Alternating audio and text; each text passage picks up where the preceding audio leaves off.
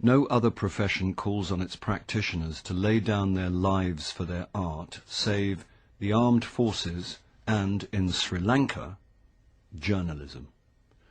In the course of the last few years, the independent media have increasingly come under attack.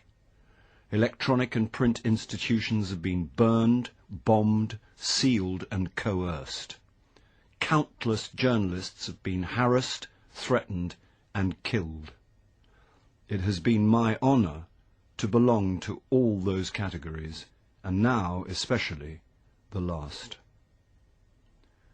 I have been in the business of journalism a good long time. Indeed, 2009 will be the Sunday Leader's 15th year. Many things have changed in Sri Lanka during that time, and it does not need me to tell you that the greater part of that change has been for the worse. We find ourselves in the midst of a civil war ruthlessly prosecuted by protagonists whose bloodlust knows no bounds. Terror, whether perpetrated by terrorists or the state, has become the order of the day. Indeed, murder has become the primary tool whereby the state seeks to control the organs of liberty. Today it is the journalists, tomorrow it will be the judges. For neither group have the risks ever been higher or the stakes lower. Why then do we do it? I often wonder that. After all, I too am a husband and the father of 3 wonderful children. I too have responsibilities and obligations that transcend my profession, be it the law or journalism. Is it worth the risk? Many people tell me it is not. Friends tell me to revert to the bar, and goodness knows it offers a better and safer livelihood.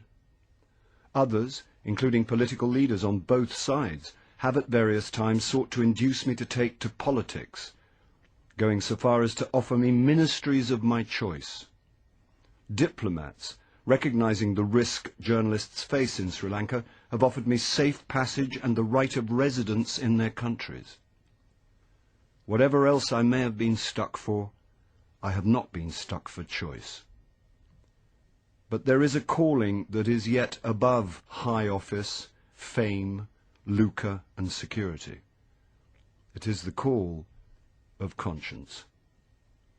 The Sunday Leader has been a controversial newspaper because we say it like we see it.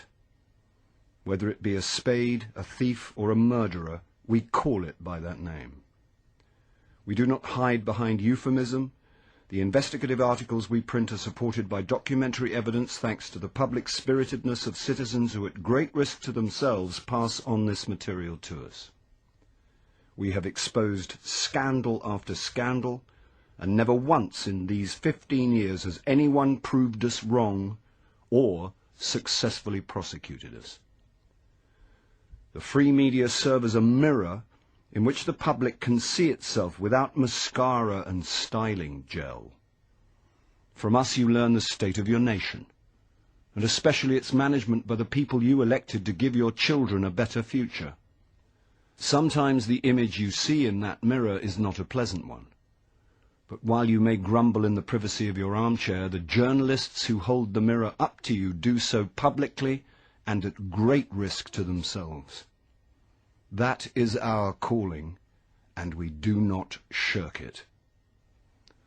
The Sunday Leader has never sought safety by unquestioningly articulating the majority view. Let's face it, that is the way to sell newspapers.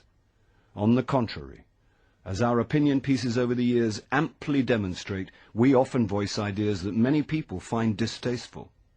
For instance, we have consistently espoused the view that while separatist terrorism must be eradicated, it is more important to address the root causes of terrorism and urge government to view Sri Lanka's ethnic strife in the context of history and not through the telescope of terrorism. We have also agitated against state terrorism in the so-called war against terror, and made no secret of our horror that Sri Lanka is the only country in the world routinely to bomb its own citizens. For these views we have been labelled traitors, and if this be treachery, we wear that label proudly. Many people suspect that the Sunday leader has a political agenda. It does not.